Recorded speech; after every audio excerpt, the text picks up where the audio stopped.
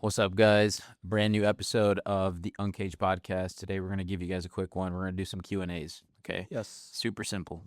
But you wanna All right. Yeah. First start it off? question comes from our one of our subscribers, ChatGPT.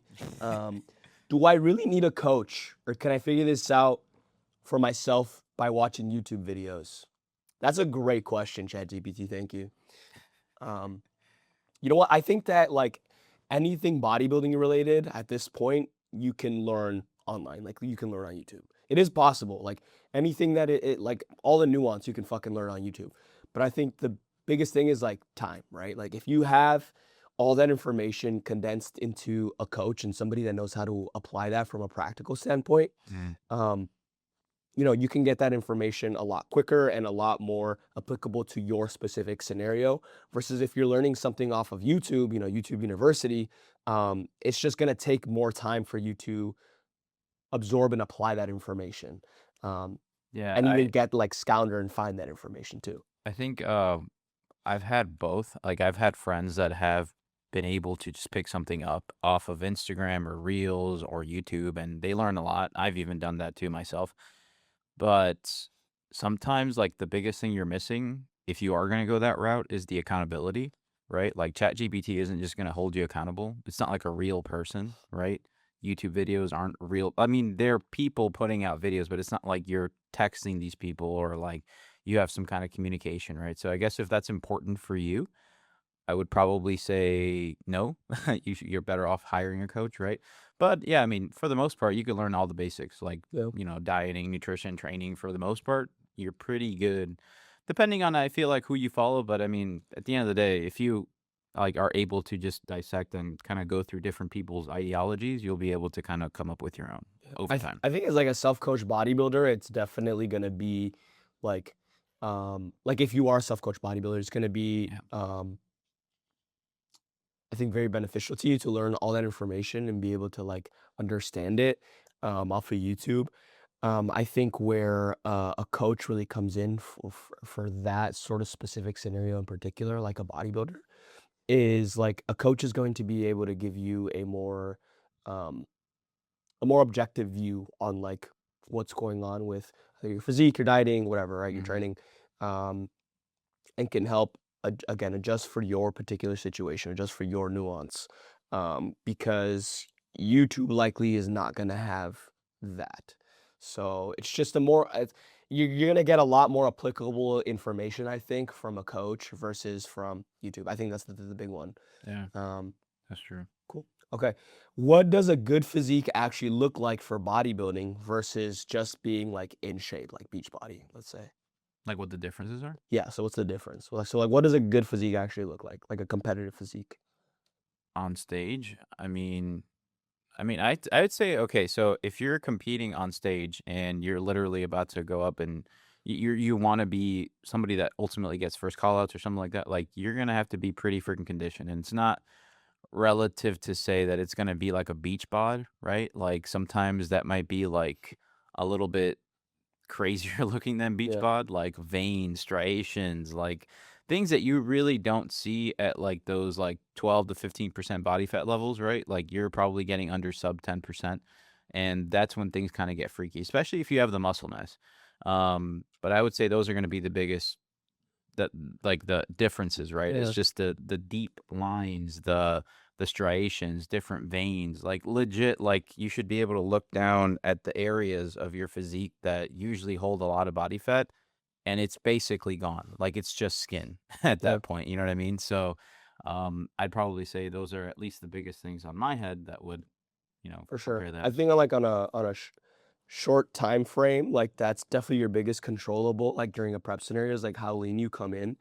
And I think most people, like general population, sort of look at a physique at like a beach body, somebody that's like 15, 16% body fat, and to them, that's a good physique, and it is, right? Like that can be a very good physique, but that's not a bodybuilding physique. That's not going to be competitive on a bodybuilding stage. You're getting to like sub 10% levels of body fat if you want to be competitive and like try to win a show or make first call outs, like you're saying, Yeah. and yeah, I mean, it's just a greater level of extreme, right? Like getting to 15% is one thing, getting to 7-8% body fat is going to be a whole nother thing. Yeah. Um, I think that like in terms of like what a good physique actually looks like, I think it's going to be also class dependent. Like there's different, grading for classic versus bodybuilding versus physique, and just like, making sure that if you're a first time competitor, that either your frame falls within this category, or if you're a long time competitor, making sure that you're adjusting your training to fit whatever category you're trying to compete in. Mhm. The hardest thing I think to control for everybody is just like how big you are. Like you can Yeah. only grow so much in a span of a year, and you can, I mean, even if you have everything like perfect, everything optimized, your diet, your sleep, everything, um, there's still only so much that you can grow in a year. So like that's in a sense that's like, and as a bodybuilder, you should be approaching your lifestyle in that way, trying to make it as optimal as possible. Um, but like, we can't control necessarily like how much muscle we're gonna put on in the year unless we're enhanced. But even then, like you still can't really control how much you're gonna put on in a year. Yeah. So That's the thing that sucks though, is that like sometimes as a beginner bodybuilder, like you are probably not gonna get as conditioned as you think you are, like for that first prep. Like there's very few people that get absolutely diced, and ultimately it's because of the muscle mass. Like you just don't have enough muscle mass in order for you to keep getting to a point where you look like that insane 5% shredded, right? Because there's just nothing left to lose. Sometimes the metabolism just ends up like just cutting it short, right? And you're just gonna have to push even further. And a lot of people just don't want to push that far, right? Like there's people that, I mean, realistically, you could get to a point where you're eating under 1,000 calories, like as a man, not just a girl. Like, and like that's the thing that sucks, is that your metabolism will keep adjusting. So at some point, you kind of have to just cut your losses, be like, all right, bro, this is as far as I'm getting with my physique, and just kind of just step on stage, right, and just kind of go from there. But at the end of the day, that's the hardest part. But yeah, the muscle mass for sure. this is a good one. Actually, I made a video on this yesterday. At what point do I start lowering calories? I feel like people cut way too fast. I think there's different schools of thought here for sure. Mhm. At what point is it good? Honestly, it just depends. It depends on how Let's put it like prep you scenario too. Like let's say you're in a prep yeah. scenario. So like in a prep scenario, let's say like you have an athlete that's eating like 2,500 calories a day. Like Start low. chill, like they're probably starting at around like 15, 17% body fat. I Depending on how that looks on their frame, right? If they're definitely softer, especially around the waist, like I can barely see visible abs. And right now they're doing barely any kind of cardio. And ultimately, like their food amount is decent. What I'm usually going to do, at least from the start, at least maybe for like the first 3 to 4 weeks, is for me, it's like an easy fat loss phase. So I'm probably going to raise cardio, and I'm probably going to subtract calories. I would say probably anywhere from like 20 to 30% from what they're already consuming. And that's really just to kind of get things rolling, right? Because I want to see like those 10 to 15 pounds that they're probably holding just completely come off within that first month. After that, things are going to start trickling down a little bit slower, right? And then from there, I just kind of play with like the mechanics of what we're doing, right? So, for example, for them, food is essential. It's something I would more likely times than not like to keep food higher for every person. Now, obviously, is that the perfect scenario for most people? Like, I would love to in every scenario keep everyone's food high, but that's just not how it works sometimes, right? Like sometimes like just doing more activity for some people ends up being way more fatiguing. So I would say it's case dependent, but that's at least my train of thought on that. Like that's what I would do in the beginning of a No, cut for I sure. definitely agree. I think the big mistake that I often see or I often like get questions about is like, how many calories do I need to be eating? And sort of having this like school, like this train of thought that like once you have a set amount of calories, you have a set amount of calories and that's it for the whole prep. And it's like dropping down your calories like to like if you're somebody that's starting at 2,500 calories, like just at a maintenance, and like automatically dropping to 1,800 calories and like just trying to ride that throughout the whole prep is gonna hurt you, in my opinion. Oh yeah, Um, like a mini cut. yeah, Yeah. exactly. And I think that's good for like short stunts of time, but I think doing that for a prolonged prep, like 12, 16, 18 weeks, like I think that's gonna hurt you. Um, I think understanding that food isn't the only variable you can adjust to create a deficit is also important. Like activity is huge, steps, like structured cardio.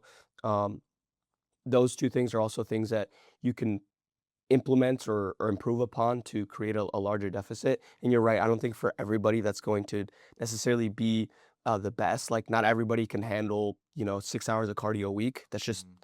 some people just don't have the capacity to handle all that fatigue. Like, their recovery and their training performance is just going to go down the drain because of that. Yeah. Um, but I think that nonetheless, it is still a variable that you can consider. It is the higher hanging fruit, right? Like, doing more activity is going to be more fatigue inducing generally than taking less than having less food. Um, but Also, just like the increasing your NEAT, which I don't think a lot of people talk about, is something that's huge. Like if you're somebody that just stays in the seated position because you work from home or you're just stuck at a desk all day or you're a student or whatever, all that time that you spend sitting, like those 6, 8 hours a day, right? Find something to do. Yeah, keep Like, yourself busy. yeah, like tap your foot or maybe stand up a couple times. Like, like just increasing those small little moments of just more energy, just pushing out more energy is going to be also a great way that, you can induce that deficit or keep things going. So Oh, okay. How do I know if someone's actually natural or not? Does it even matter? I personally can tell if someone's not natural or not just from the pigment of their skin sometimes. um, but more likely times than not, I also find that their personality is a little bit different than like someone that's not natural. But those are honestly the things that kind of give it away for me.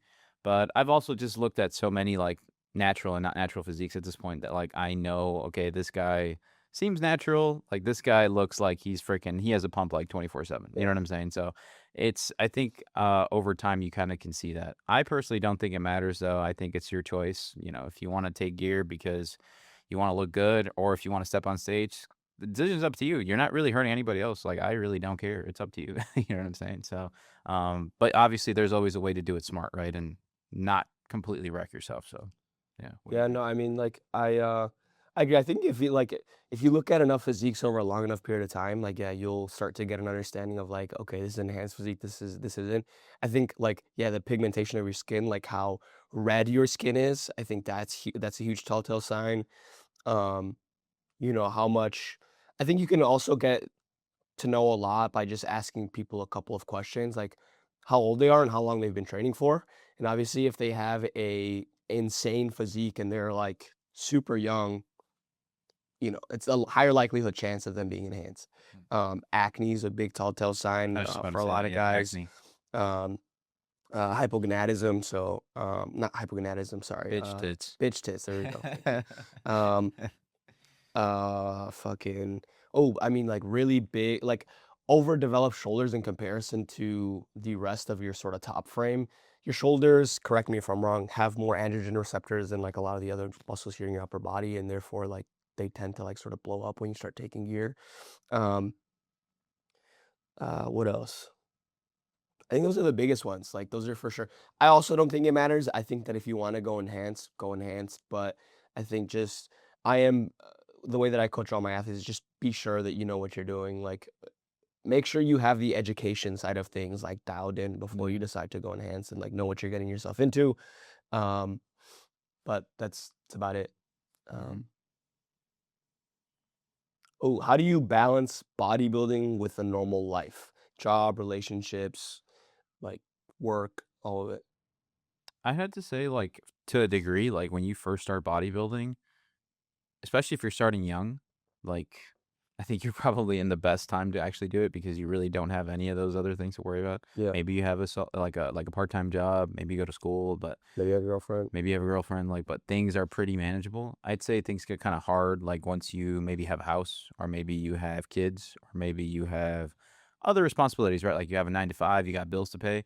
That's when I think things start becoming a little bit more unbalanced, and you're gonna have to have a good support system built around you in order to keep things going, especially if you're in a prep scenario. Like the number one thing that I see a lot of even younger athletes not have in mind when they start a prep is where their mental is at, right? And what environment they choose to be in. Because I mean, let's be honest, like when you're young, you're probably not picking the best circles to be around, Yeah. and or you don't know what a good circle is sometimes, right? So I think all those things combined, I don't know, sometimes, like, the balance is hard to find, I think, when it comes down to a prep scenario. Maybe off season, I think for the most part is pretty tolerable, right? Like, you can make things normal-esque, right? But if your goal is to be like a freaking IFBB pro, well, the sacrifices are probably gonna have to be greater, and so therefore the balance isn't necessarily gonna be there as much as you think it is, right? So, but at the end of the day, I think great things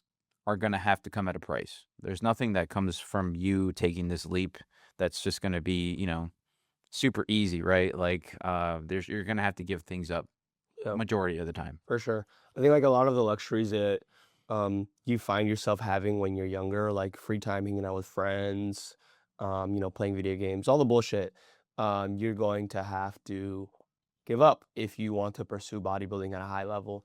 I mean, like, you can look at guys like, I don't know, Ronnie Coleman, who was a police officer, working Yeah, like that's great. while he was Mr. Olympia. You can look at guys like even right now, Andrew Jack, who's I believe he's an engineer, right?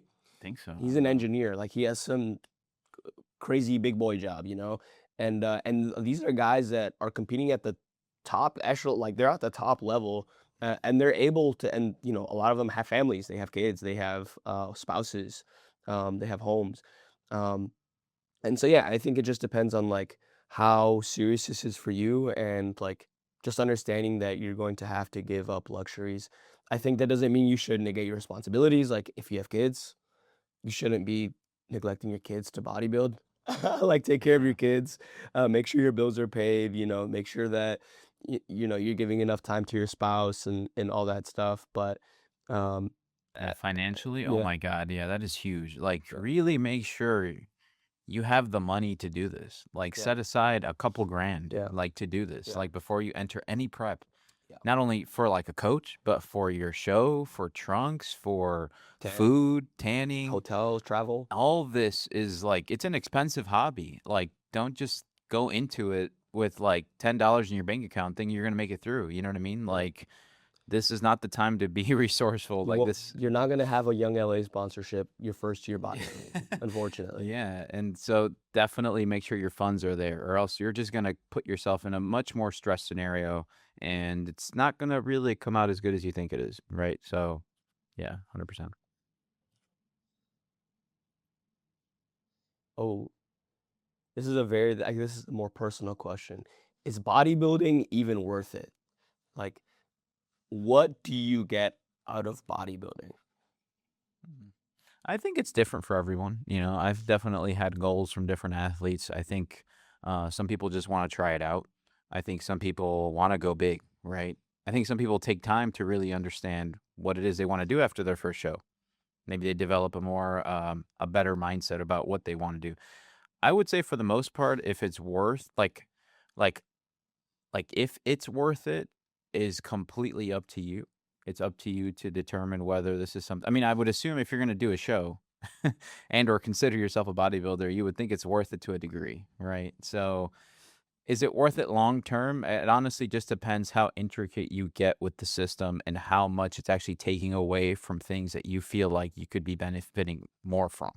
Maybe your relationships, maybe your job, maybe school, maybe maybe PEDs, right? Because that also technically to a degree is taking from your life. If you get up to a point where you're doing massive cycles and or going huge on stage, right? Like IFBB pro status. So all those things considered, I think you have to be the one to make that decision if it's worth it. I would assume if you're competing, you would think it's worth it and or, to a degree enough to kind of give your life for, but it's kind of up to you, I guess. It's a Yeah, hard question to answer. I think that, like, bodybuilding for me is worth it because what I've gotten from it, especially having gone through a couple of preps now and dieted multiple times, is it I think one of the biggest things is it gave me a deeper understanding of who I am.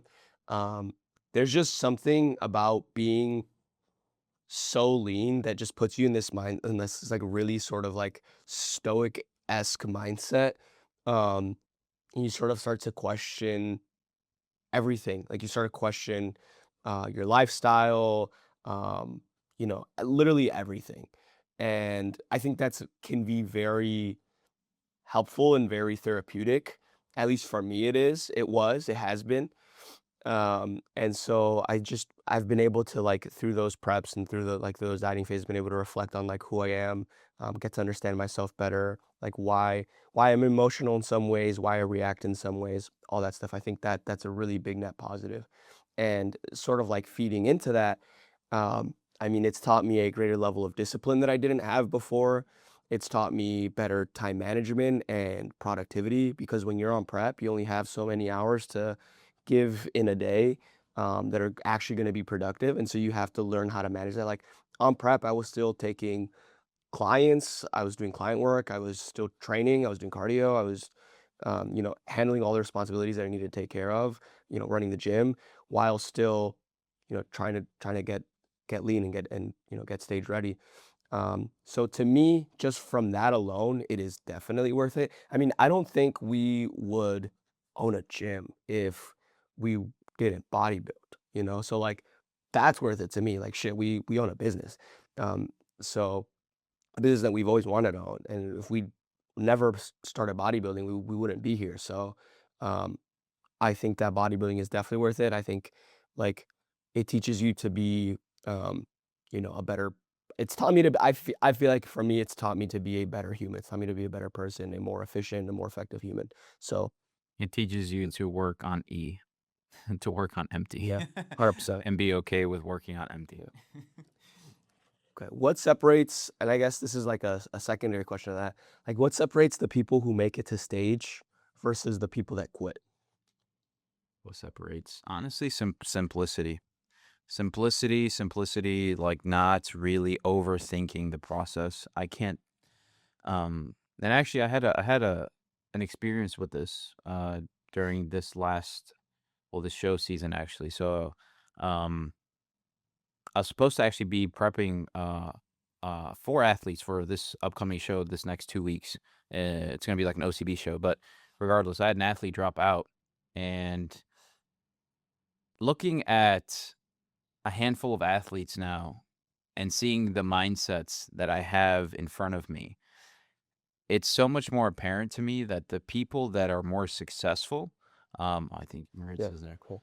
I think the people that are more successful with this kind of process usually are the people that are more Oh, simple with it, correct. right? Yeah, So we're just finishing up filming. a lot of the times, the simplicity is what's going to make most of the difference. And that's honestly just mindset because I'll tell you right now, that athlete that, wasn't in the best circle and or mindset, like he literally had everything. He had everything, everything. But the only thing that was missing was just what's up here. And all the other athletes that I had on there that are still going through the prep right now, right? They're about damn near a week and a half out now. It's basically almost over. And they all still have the same mindset that they started with, which was simple. I'm going to get things done. I'm going to take things day by day, and I'm not going to overthink this. And I'm leaving everything else to my coach. That's it, right? Yeah, And I think the people that are able to just kind of let that go and just give that power to someone else and just ultimately do are going to be the ones that actually make it to stage, right? Because sometimes you can't like you will get in your head, right? And this is what kind of sucks about being in like a circle of maybe people that aren't the best, right? Or maybe putting yourself in environments where you're not good up here, right? Is that during a prep scenario, you're going to make things worse on yourself because you're those negative thoughts, everything else is going to feed into that, and then bam, like you're going to want to do something else to make yourself feel better, and then now you're behind, or now things kind of spiral out of control, right? So I think, in my opinion, it's the simplicity. It's the simplicity of you just understanding that you're going through a process and keeping things simple. Like it's harder. I know it's harder to do.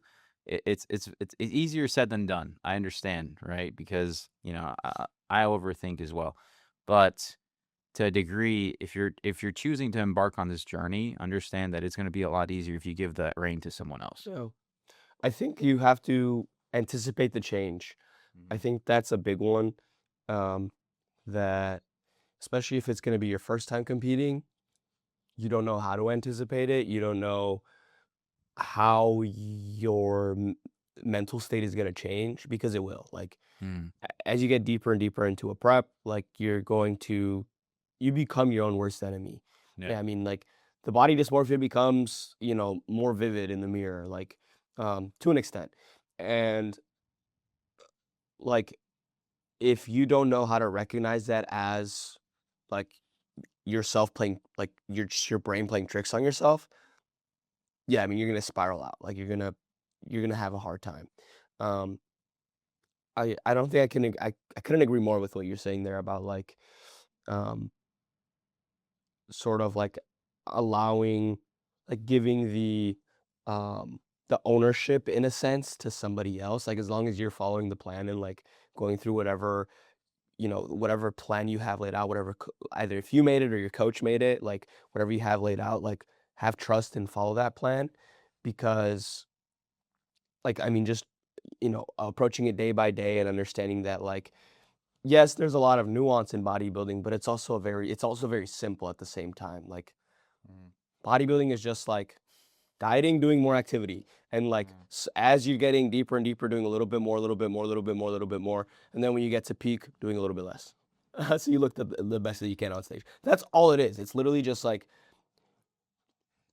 dieting a little bit harder every single week, doing a little bit more activity every single week. yeah. And like that's all it is, right? And as long as the person that is structuring your plan is doing that and understands that, and like you're gonna be good, right? Yeah. Not to say that you shouldn't bring up concerns with your coach and what those concerns are, and like you guys should definitely talk through them. And if your coach isn't working with you through problems and trying to like hear you out, fire your coach. But like if you have a good reliable coach, somebody that has prepped athletes in the past, somebody that knows bodybuilding, is in the bodybuilding space, like allow them to take that ownership. Like give trust to your coach. Yeah. And I don't think that you should, um, l- like, try to go look at 10 different other coaches and see what they have to say about your situation. And the likelihood, if you have a good coach, like you're going to get a very similar response across the board. If you're asking reliable, good coaches, you'll probably get a similar response across the board. But it's not always going to be the case. Different coaches have different philosophies, Mhm. and coach people in different ways. Um, like you hired that coach in particular for a reason. So just like allow them to take reign. Yeah. For the most part, I'd say the hardest part for some athletes is the communication aspect. Is so like you have to make sure that you keep that open line with whoever it is that you decide to hire. But at the end of the day, the process is pretty simple, right? Like you guys aren't worrying about like shooting balls through hoops or kicking the freaking ball into like a soccer goal or like you know what I mean. Yep. There's no to a degree. There's no crazy skill you have to have and to like compete that day. You just have to make sure that you're conditioned enough. Obviously, you understand posing, but everything else is just it's pretty basic unless you get to the side of PEDs, right? Even that might complicate things a little bit, but for natural athletes, like most of the time, majority of the time, it's just how long you can hold on. Yeah. Because all the variables you're going to manipulate or that are going to be manipulated are just going to be your food and the activity that you do, right? And recovery. That's probably Seeing yeah. and that's it, right? And we're gonna have to find a balance there. So, um, I'd say that's gonna be like the biggest thing. But yeah, simplicity, 110% So, simplicity. Yep. so well, that's all we have time for today. So Please like, yes, hope subscribe, you enjoyed. comment. Let us know what else you guys want to see, and we'll see you guys in the next one. Crush it. Stay engaged.